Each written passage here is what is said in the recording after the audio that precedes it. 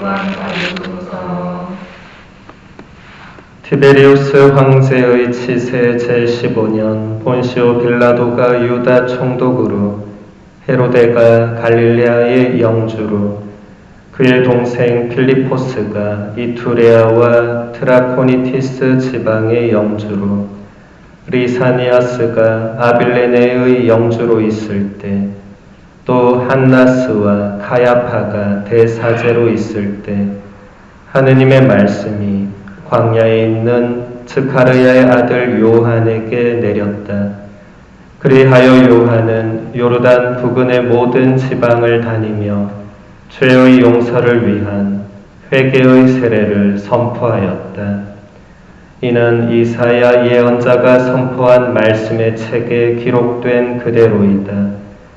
광야에서 외치는 이의 소리, 너희는 주님의 길을 마련하여라. 그분의 길을 곧게 내어라. 골짜기는 모두 메워지고 산과 언덕은 모두 낮아져라. 구분대는 곧아지고 거친 길은 평탄하게 되어라. 그리하여 모든 사람이 하느님의 구원을 보리라. 주님의 말씀입니다. 그리스도님 찬양합니다. 삼위예수님, 한 주간 동안 잘 계셨습니까? 알렉산드리아의 치릴로 성인은 오늘 복음을 이렇게 해설합니다. 주님의 길을 마련하여라가 무슨 뜻입니까? 그리스도께서 무엇을 하라고 하시든지 그대로 받아들일 준비를 갖추라는 뜻입니다. 여러분의 마음을 율법의 그늘에서 끌어내고 흐릿한 모습들을 버리고 더 이상 사악한 생각을 하지 마십시오. 우리 하느님의 길을 곧게 내십시오. 선으로 인도하는 길은 항상 곱고 부드럽고 편한 반면에 굽은 길은 그 길을 가는 이들을 사악함으로 끌어내립니다. 대림 시기는 우리에게 오실 주님의 길을 마련하는 때입니다. 길이라는 단어는 당신 백성과 함께 가시는 주님의 길을 뜻하는 성경의 핵심 단어입니다. 요한 복음에서 예수님께서는 이렇게 말씀하십니다. 나는 길이요, 진리요, 생명이다. 나를 통하지 않고서는 아무도 아버지께 갈 수 없다. 또 사도행전을 보면 첫 그리스도인들은 자기들을 새로운 길을 가는 사람들로 이해했습니다.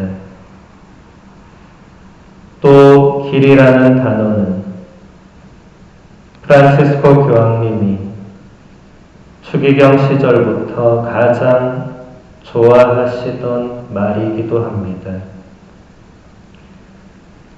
교황님은 이렇게 말했습니다. 인간이 하느님을 인격적으로 체험할 때 그는 길을 떠나야 합니다. 인간은 걸어가면서 앞으로 나아가면서 하느님을 찾으면서 그리고 하느님께서 자기를 찾아 나서도록 허락하면서 하느님을 만나는 법입니다. 그것은 여러 가지 서로 다른 길에서 일어날 수 있습니다. 고통의 길에서, 기쁨과 빛, 그리고 어둠의 길에서 일어날 수 있습니다. 교황님의 말씀대로 우리가 오시는 예수님을 만나려면 길을 떠나야 합니다. 가만히 있으면서 예수님을 만나는 것은 어렵습니다. 교황님은 이렇게 말했습니다. 가만히 서 있는 그리스도인들이 있습니다. 가만히 있는 것, 움직이지 않는 것은 좋지 않습니다. 그것은 고여있는 물처럼 썩기 마련입니다. 가장 먼저 썩는 물, 그것은 흐르지 않는 물입니다. 예수님의 오심을 준비하며 기다리는 길에서 교황님의 말씀에 비추어 우리를 돌아봐야 할 것입니다. 우리가 가만히 있으면서 움직이지 않는 대림 시기를 보낸다면 아기 예수님 탄생의 기쁨을 맛보기는 어려울 것입니다.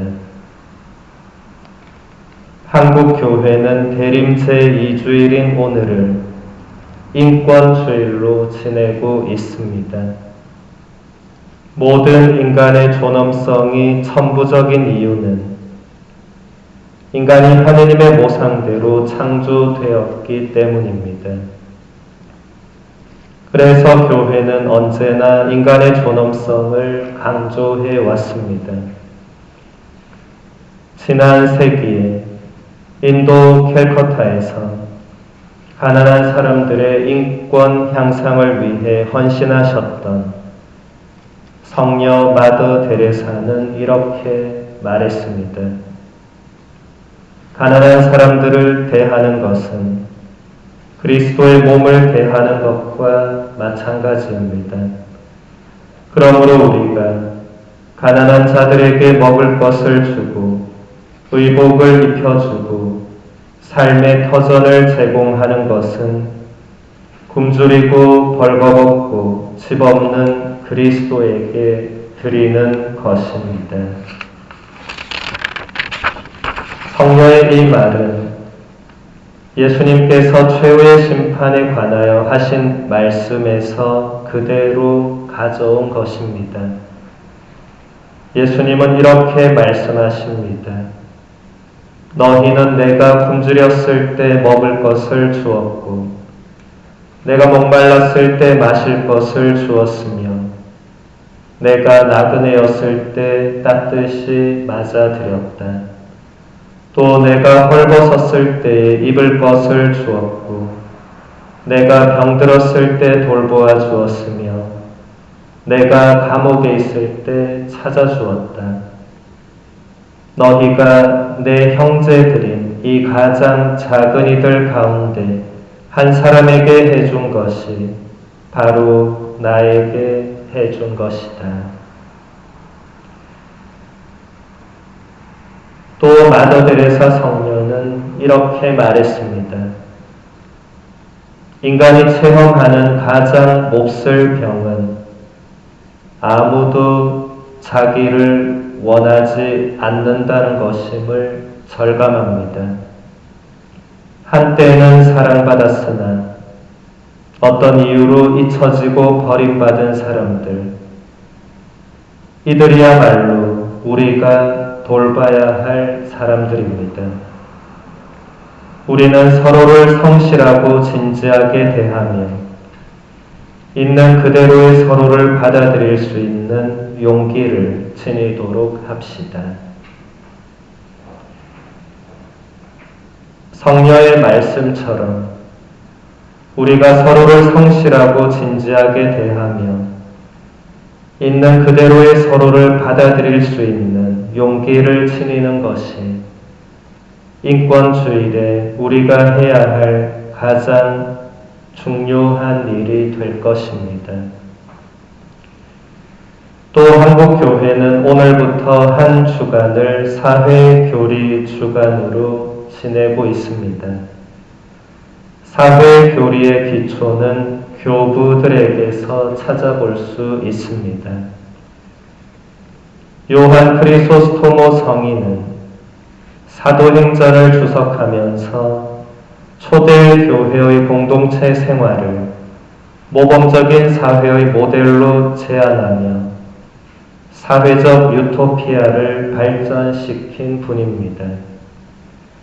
성인은 자선을 행하고 가난한 사람들을 가끔씩 도와주는 것만으로는 충분하지 않고 사회의 새로운 구조와 모델을 만들어야 한다고 생각했습니다. 그것은 신약 성경의 관점에 기초를 둔 것이었고 초대 교회가 보여준 새로운 사회의 모습이었습니다.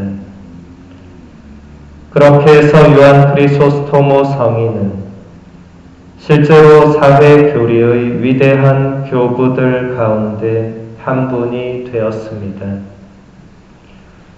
고대 그리스의 도시는 여러 사회 계층이 시민권에서 배제되었던 반면 그리스도교의 도시는 모두가 동등한 권한을 지닌 형제 자매입니다.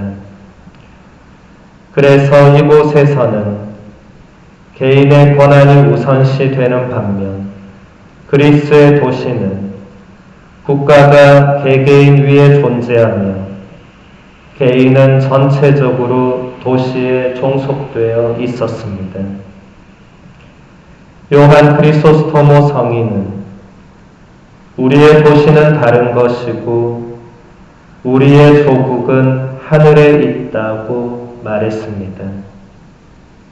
하늘에 있는 우리의 이 조국은 이 땅에도 존재하며 우리 모두를 형제 자매로 똑같이 만들어주고 우리가 서로 연대하라는 의무를 지워줍니다. 이것이 가톨릭 사회 교리의 핵심입니다. 오늘 미사 중에 우리 모두가 이 땅에 하느님의 나라를 이루어 갈 수 있는 일꾼이 될 수 있도록 또한 오시는 아기 예수님을 우리가 잘 맞이할 수 있도록 주님의 은총을 청하도록 합시다.